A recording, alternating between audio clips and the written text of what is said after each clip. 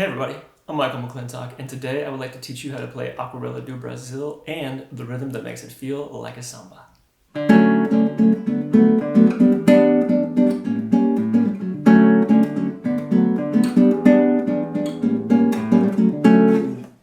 That groove is called the Partido Alto, and it drives about 98% of the song. But before we get into that, let's break down the chords. So we're going to open up on an E minor 9 over G, and then we're going to go to an E minor 7 over G, and then an A13 with a flat 9 over G, and that'll take care of the little intro. And then we're going to move into the A section, which is actually the chorus. So we're going to have a D6 going to a D major 7, and then a D minor 6 going to a D minor major 7, back to D6, and then I like to play a D6 9 with the open B and high E, but you could also play a D major 9. And then from there, we're going to go to a B7 flat 13.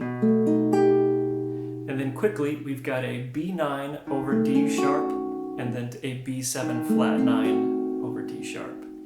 That's going to bring us into the E minor 9. This is where Joao starts hinting towards the rhythm, and he's going to do that for a second measure. And then we're going to move to an E minor 7, and this is where he moves into the full Partido Alto. He does that for 2 measures, and then he does the E minor 7 for 2 more measures.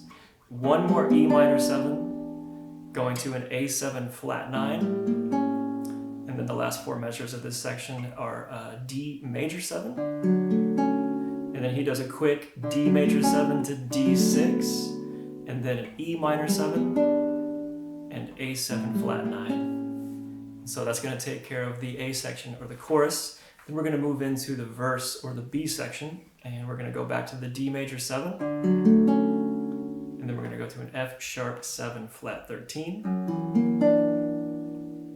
and then we have a G6 for 2 measures, G major 7 for 2 measures, G minor 6 for 2, and G minor 6 for 2 more. Then we've got an F sharp minor 7,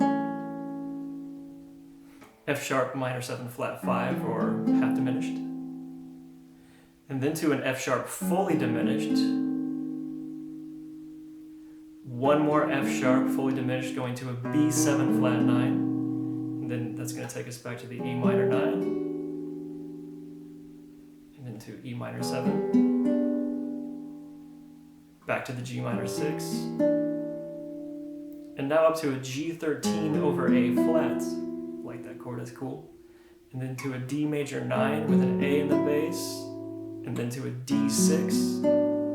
Then we have E13, E7 flat 13, back to the E minor 9, G minor 6, and the first time he goes to a D major 7 over F sharp, and then he goes to E minor 7 and A7 flat 9.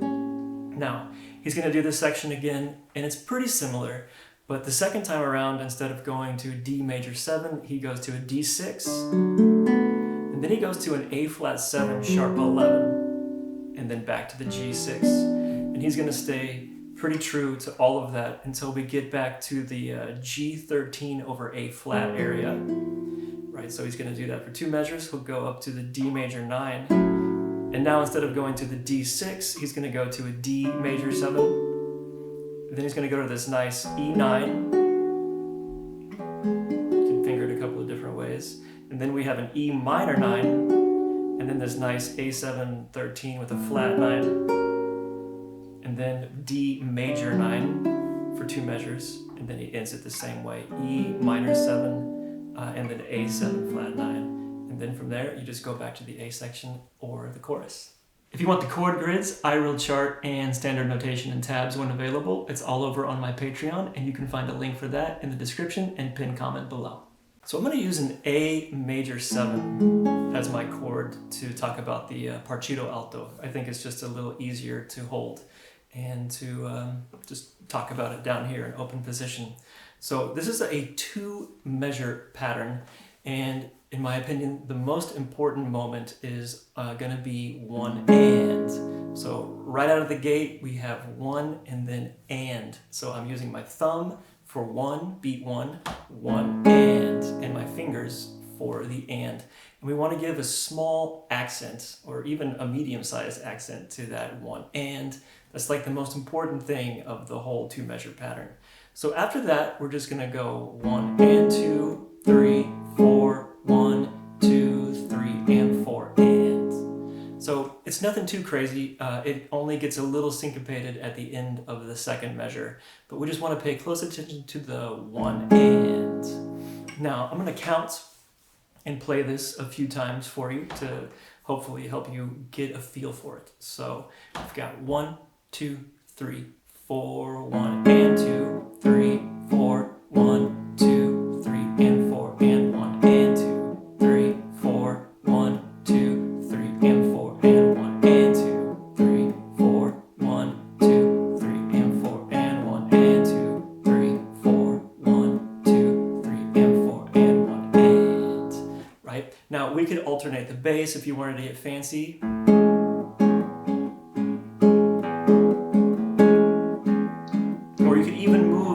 Fingers to the high E strings if you wanted to do a little variation, like I like that one a lot. But again, the most important aspect of the Partido Alto, in my opinion, is that one and, right? And it just kind of gives it this nice lift and just kind of brings everything up and helps the float for a little bit. So this is a legit samba rhythm, and I hope you all like it. If you're enjoying this lesson and want to go deeper, my course, How to Play Bossa Nova, The Essential Rhythm Method, is over 2 hours of step-by-step training on 10 core Bossa Nova patterns applied to classic songs like the Girl from Ipanema, Cheguei Saudade, and Desafinado. You can find the link in the description or the pinned comment below. So now to apply that rhythm to a portion of this song, I'm going to jump to the last 4 measures of the chorus, which was D major 7, D6, E minor 7, and A7 flat 9. And when we put the rhythm inside of the chords slowly, we would have 1 and 2, 3, 4, 1, 2, 3, and 4, and 1 and 2, 3, 4, 1, 2, 3, and 4, and 1 and. Right? So we just want to be careful because notice that that E minor 7 was anticipated. I came in on the and of 4. This is a big thing in Brazilian music, right? Anticipating chords, it happens a lot. And I talk a lot about this in my recent course on how to play Bossa Nova. So if you're interested in digging a little deeper, check that out. But we just need to be really careful with some of those chordal anticipations and accenting the one and. So again, slow, we've got 1, 2, 3, 4, 1 and 2, 3, 4, 1, 2, 3, and 4, and 1 and.